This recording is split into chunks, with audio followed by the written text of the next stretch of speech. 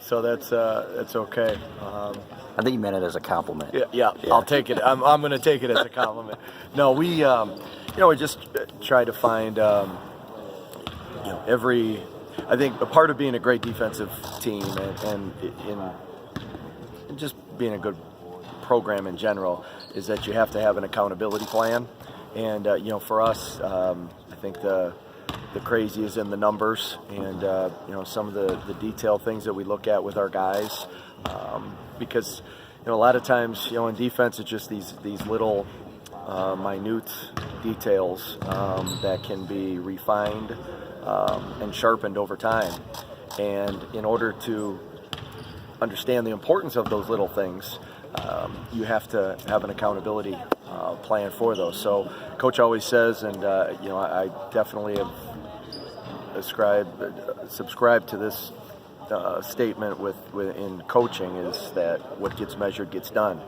And for the things that if you want to hold somebody accountable to something, there has to be a basis for it, A, for the importance of it, and B, for them on a personal level to stay with it and be able to kind of track that over time to see how well that accounts for their improvement as a defensive unit and then their improvement as an individual defensive defender. Where has Jordan improved the most on defense? Jordan has been terrific. I think his approach towards defense. I always tell Jordan, I said, you're a defensive player who can also score, and he's just had a great mindset about taking what he's learned from Muhammad last year, and then the mindset of wanting to come in and not. We always have a phrase sometimes we say, "Don't be that guy," You have four guys functioning as one out there on the floor, and then one guy's letting the team down. He really, really has improved his body with Coach Sanderson in the off season, and then it's from his mind to his body. That whole emphasis has really allowed Jordan to be focused each and every day out here, and he wants to be good, and that's the third part of it. There's a desire on his part to be a really elite two-way player. And you talked about accountability. How do Charles and Xavier kind of keep the rest of the guys accountable? Yeah, I mean, that's the best accountability of all. Is like last year, you could see our team develop our defensive identity over time, where it was kind of X doing the talking, and then you had Mo's passion, and then you had Charles' quiet demeanor on defense, but ferocious intensity.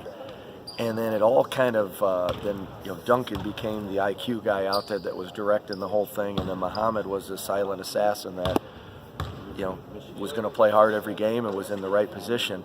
And so it kind of all morphed into a really cohesive unit that really played off of each other's strengths. And part of that was the start that Xavier had on defense, where he was just that energy guy every day and was like, I'm going to have fun playing defense whether anybody else likes it or not. And then Charles really took when he started talking last year along with X, adding in Mo's passion and his communication, it just kind of took off, and that's carried over to the summer.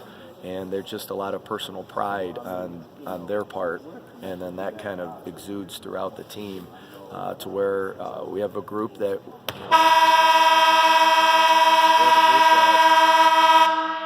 you don't want to let they don't want to let their teammate down, and that's because with X, anytime point guard is playing that hard out front all the time, the other four guys behind him see that, and it's an energizing factor.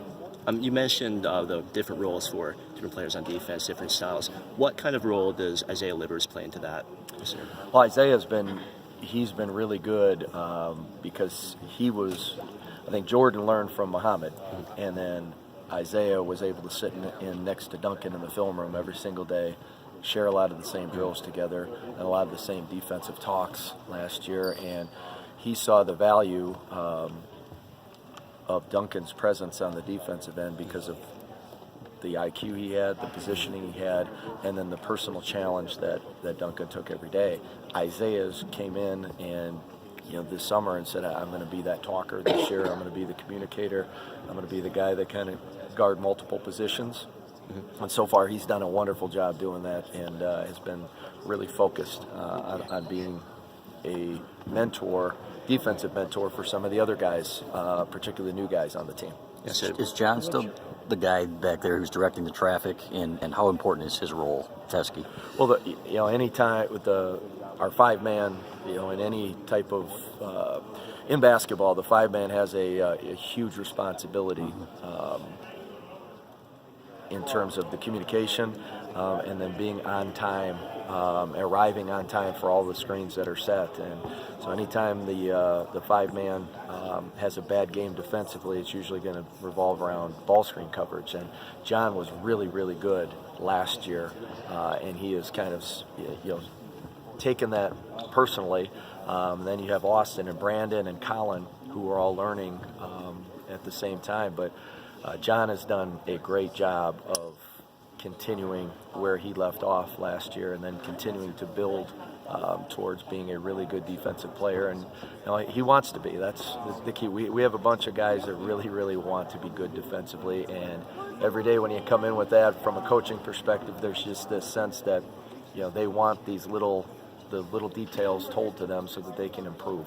By the end of last year, on all the advanced statistical metrics, you were one of the best 3 defensive teams with Virginia and Cincinnati. Right. And one of the things you said interested me. You said what gets measured Gets done. Gets done. And Yeah. I wonder